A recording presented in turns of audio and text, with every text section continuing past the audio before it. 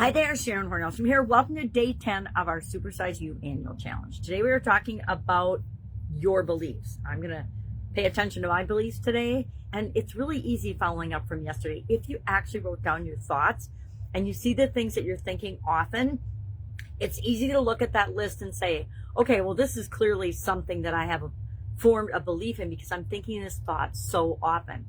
We form beliefs by either thinking a thought repeatedly and adding more evidence to it. Sometimes we heard something when we were 3, or we're told something about ourselves when we were 3, and we decided that was part of our identity. And so between 3 and, for me, 65, I've been stacking things and evidence on that belief about myself that is probably definitely not true of me as a 65-year-old as it was true, and I'm sure it was true of me as a 3-year-old, because I know what kind of a 3-year-old I was.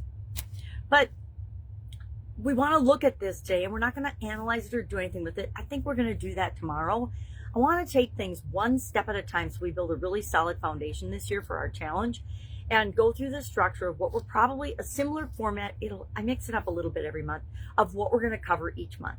Each month, we're going to define what the area means to us. We're going to ask ourselves and use the 7 why exercise on it. We're going to look at our thoughts and our beliefs and our habits around the particular area we're focusing on so that we can decide if those are habits we want to move forward with this year in the rest of our life, or maybe there's some little tweaks and changes that we can make to have our life go more smoothly, feel more aligned, feel more flowing. I don't know about you, but I just recently started to learn about flow and alignment and what is it called when you not realign your body, but you pay attention to what's going on inside you and how things make you feel, because it has a huge impact on the way we show up in the world, the things that we think about, the things that we'll see, the opportunities we'll even let ourselves see. So today, all we're doing is we're grabbing our handy dandy little journal for the challenge. And I've not started writing down anything yet, but I did write down a couple things to remember when I'm thinking about my beliefs and trying to identify what they are. Besides going back and looking at yesterday's list, which I will definitely do that. But also, when do you catch yourself saying, I am blank? And write that down. I used to say all the time, I am a klutz. Now I say, I have klutzy tendencies on occasion. Why? Because I don't want to be a klutz every day. I don't want to be falling or tripping or hurting myself or anybody else in the process, right, of living my life. So anything we say, I am. Anything we say, I blank. Anything we say, I can, can't, should, would, don't, won't, hate, etc. Those are all beliefs. They're all malleable and changeable and choosable or not choosable. I try to catch myself whenever I say or even think I hate something, I really immediately question that, because do I really hate it, or is it just annoying me right now?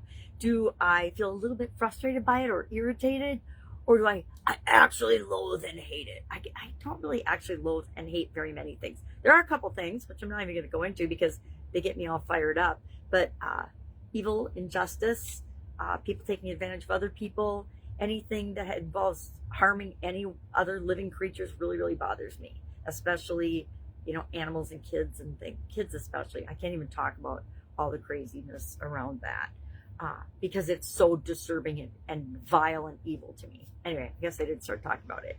So, I am what? Fill in the blank. Come up with your 10 most common beliefs right now.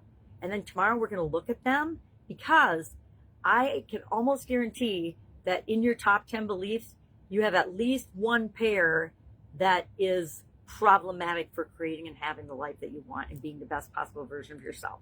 Why? Because I know we all do. We all have beliefs that conflict with one another. And so we need to know how to handle those and how to deal with those. And we're going to do that tomorrow. Any questions about this? Please just reach out and ask. If you're like, was this a thought or a belief?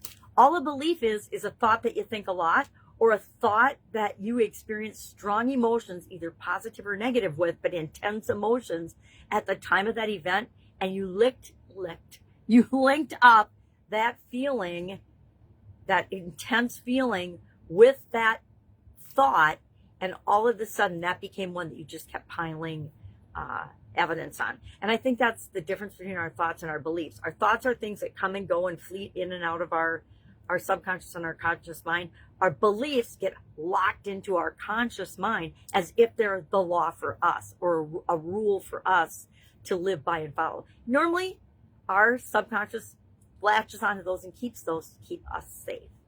All right. Have an awesome day. If I can help you in any way, ask. Otherwise, I will, of course, be with you tomorrow.